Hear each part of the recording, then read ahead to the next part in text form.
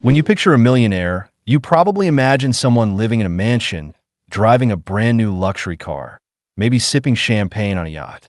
But what if I told you that most millionaires don't live like that at all? In fact, they're probably living right next door, quietly going about their day without flashing their wealth. That's exactly what the Millionaire Next Door uncovers. Based on years of research, the book reveals that real millionaires don't fit the stereotype. They're not earning to impress, but earning to be free. Their secret isn't a big salary or a lucky break, but simple, powerful habits repeated over time. Today, we'll break down 5 key lessons from this book that will change the way you think about money and how real wealth is actually built. 1. Big hat, no cattle problem. There's an old Texas saying that Thomas J. Stanley loved to use: big hat, no cattle. It sounds funny, but it's deadly accurate when it comes to money. Picture a guy wearing the most extravagant cowboy hat, polished boots, gold-plated belt buckle, strutting around town like he owns half the state. But when you step onto his ranch, there's not a single cow in sight. All show, no substance. That's exactly how most people handle their finances. Stanley spent years researching America's wealthy, expecting to find Ferraris in the driveway and diamond-studded credit cards in every wallet. But what he actually discovered flipped the stereotype. Most millionaires aren't flashy, they're boring. Their houses aren't mansions, they're modest. Their cars are not luxury imports, they're used pickups. They don't buy Gucci belts or post Instagram photos from Bali every month. These are quiet, disciplined individuals who understand one fundamental truth. Wealth isn't what you spend, it's what you keep. Now, why do so many people fall into the big hat trap? It's simple. Society teaches us that success must be visible. If you're doing well, people expect to see it. You get a promotion, you upgrade your car. You get a raise, you move to a bigger house. Every milestone comes with an automatic lifestyle bump. The problem is the bump never stops. There's always something new to show off. A better phone, a fancier watch, a holiday package that screams, "Look how successful I am." But while you're busy keeping up appearances, the actual financial foundation underneath starts to crack. The mortgage grows, credit card bills pile up, and before long, you're living paycheck to paycheck just to maintain the illusion. You look rich, but you're financially fragile. You're the big hat, but there's no cattle grazing on your land. Stanley called these people UAWs, under-accumulators of wealth. It doesn't matter how much they earn, they never accumulate real assets because every dollar earned is spent on consumption. The irony is many of these UAWs have 6-figure incomes. They're lawyers, doctors, corporate executives, pulling in salaries most people would envy. But they also have gigantic mortgages, luxury car payments, private school fees, and endless social obligations to maintain. Their income rises, but so do their expenses. They're on a treadmill, always running, never actually getting ahead. Meanwhile, the people who truly build wealth, what Stanley called the pause or prodigious accumulators of wealth, take the opposite approach. They don't care about impressing anyone. Their self-worth isn't tied to their car model or vacation photos. They live below their means, often far below. They buy reliable cars and drive them for 10 years. They live in the same house for decades. They avoid debt like the plague. And because they don't spend every dollar they earn, they invest. They compound. Over time, their wealth quietly grows while their neighbors wonder how they did it. The scary part is most people don't realize they're stuck in the big hat no cattle cycle until it's too late. They spend their prime earning years burning through money to keep up with social expectations, and suddenly, retirement is looming with barely any real wealth saved. Stanley's research was full of surprises. For example, the average millionaire spent far less on clothes, watches, and cars than you'd expect. Most never paid more than a few $1,000s for a car. Many own businesses, but they didn't splurge on office spaces or fancy equipment unless absolutely necessary. Their focus was on efficiency and value, not flash. If you're serious about financial independence, take a hard look at your own metaphorical hat. Is it oversized, shiny, designed to impress everyone around you? Or are you more focused on building your herd, your investments, savings, assets that will sustain you long after the need to impress fades. Lesson 2. The wealth formula reality check. Are you actually rich or just pretending? Thomas J. Stanley didn't just rely on observations and anecdotes when he studied millionaires. He wanted numbers, hard data, cold calculations.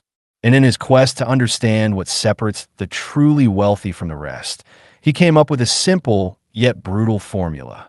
A formula that can instantly reveal whether you're building real wealth or if you're all smoke and mirrors. Here's how it works. You take your age, multiply it by your annual pre-tax income, and then divide that number by 10. The result? That's what your net worth should be right now if you've been handling your finances wisely. Stanley called this your expected wealth level.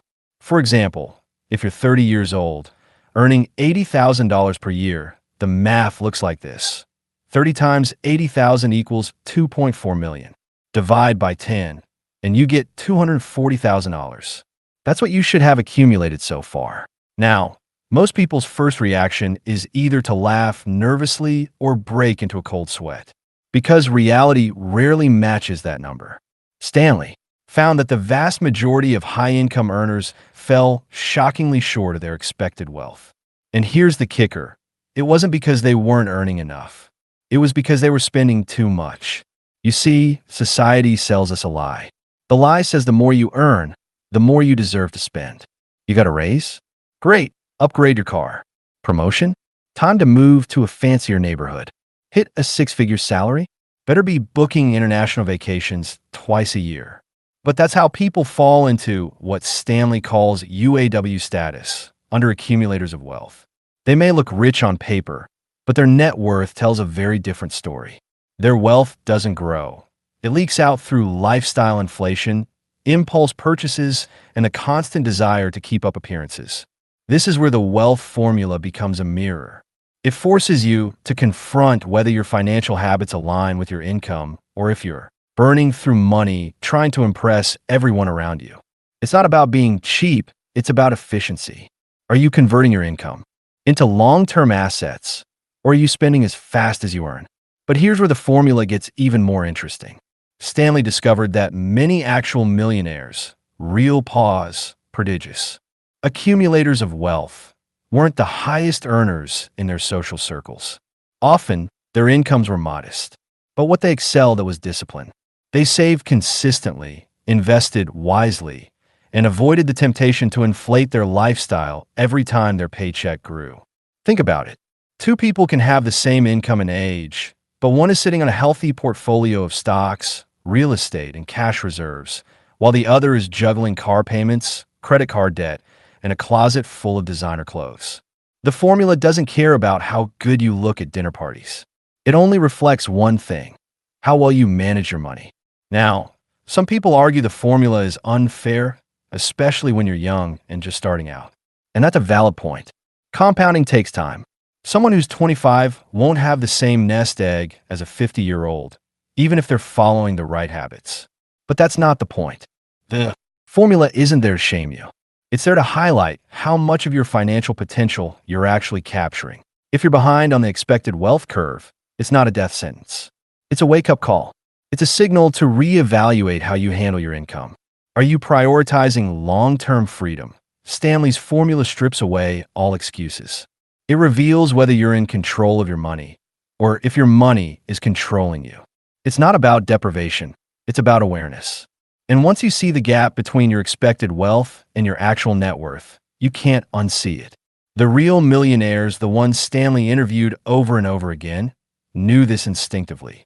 They didn't chase status. They chased security. They didn't spend to look rich. They spent to stay rich. And because of that, they didn't just accumulate wealth, they kept it. So next time you catch yourself thinking, I make good money, I deserve this splurge, ask yourself, what would your expected wealth formula say about that decision? Are you moving closer to financial independence, or are you just another big hat with no cattle? Lesson 3. The perils of economic outpatient care. Picture this. Parents who have diligently built their wealth over the years decide to share their financial success with their adult children. They cover down payments for homes, fund lavish vacations, and provide regular monetary gifts, all in the spirit of love and support. While these gestures come from a place of generosity, they can inadvertently lead to a phenomenon known as economic outpatient care, EOC. Rather than fostering financial independence, EOC often cultivates dependency and hampers the recipient's ability to accumulate wealth. Research indicates that recipients of EOC frequently have lower net worths compared to those who do not receive such assistance. This counterintuitive outcome arises because EOC can encourage consumption over saving.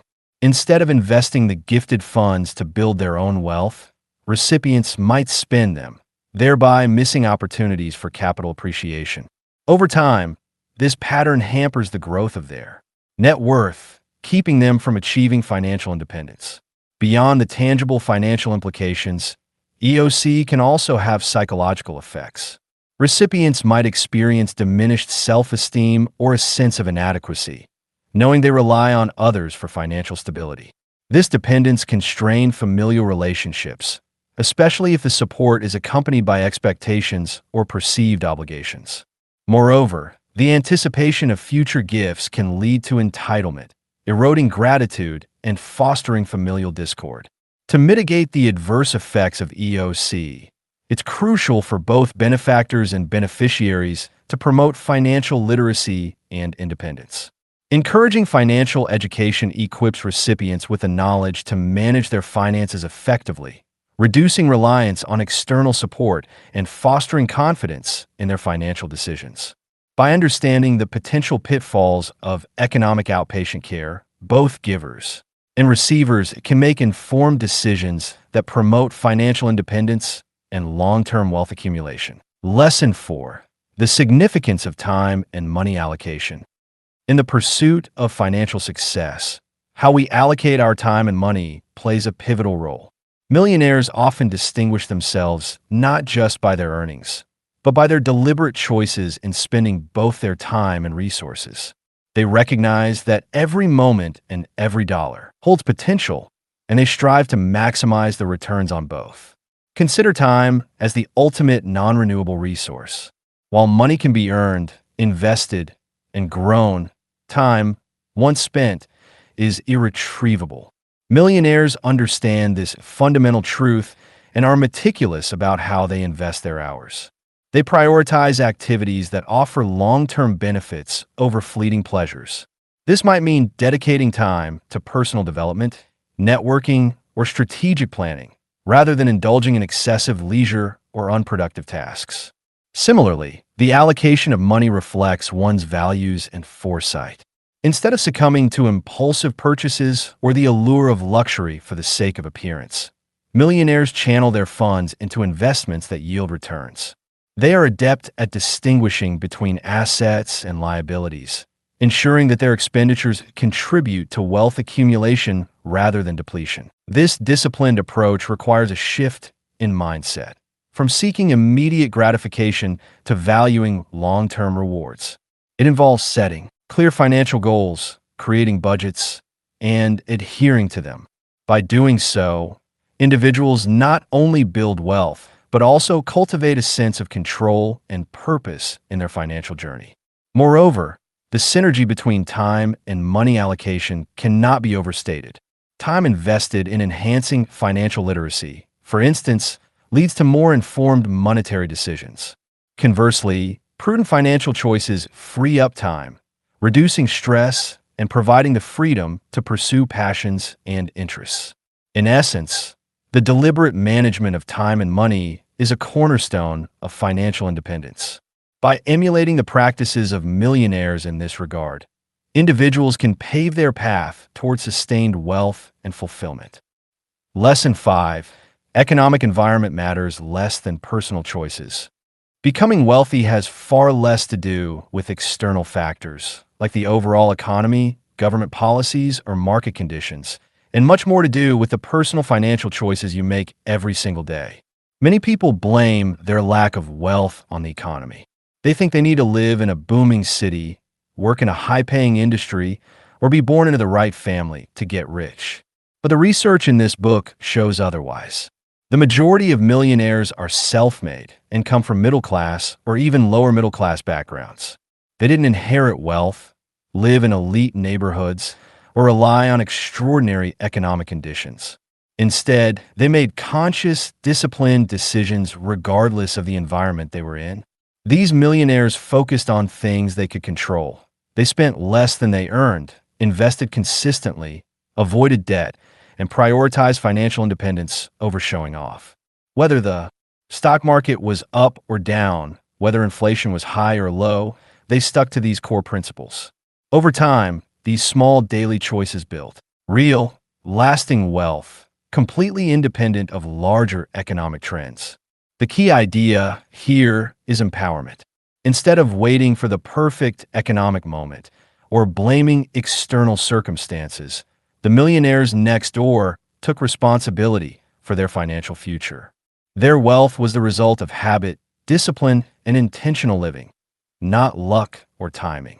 This lesson is powerful because it removes excuses.